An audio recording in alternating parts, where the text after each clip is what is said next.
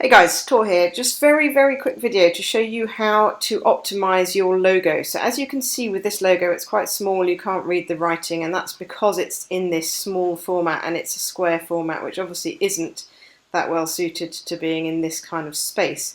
Now we can't change font sizes or anything on here, unfortunately, because we output as a PDF, which is like a portable document format, and it's standard, so it can be printed across anything, so we're quite restricted in what we can do, but we can do something to improve this here, and I'm just going to show you how.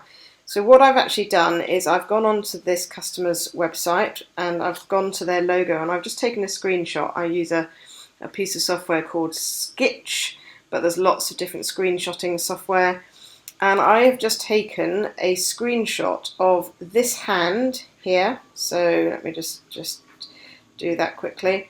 So I've just taken the hand with all its edges and borders in there, and I've saved that onto my desktop. And then I've also taken another screenshot of this piece of text here, because I want to keep the font. I don't know what her font is. Obviously, if I had the original logo, this would be much better because this would be higher resolution. At the moment, I'm taking this off a website, and the resolution on web pages is much lower than it would be in print. But if I had the original version of this, I would do these screenshots on the original version, so I'd get a better resolution. Anyway, what I'm now going to do is I've pulled those two items into a PowerPoint slide, so it's just a simple PowerPoint slide. And instead of having them one on top of the other, which is how it was originally, I've put the text on the side here. And then I've just simply taken a screenshot of that whole image there. Now the best size for the Co-Kinetic site is 700 pixels wide by 300 pixels high. It doesn't have to be exactly that, but that's the sort of optimum size. So what I've done is I've taken a screenshot of that image so that I've got that one in the long shape.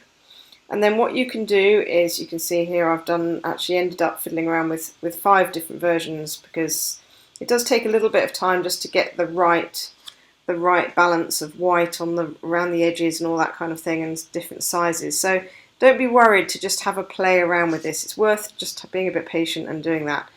And then I can just go in here and I can adjust the size, and I've done the width at 700. I could equally have done the height at 300, as long as I've got roughly the right shape, so i.e. it's nice and long like this, then that should work.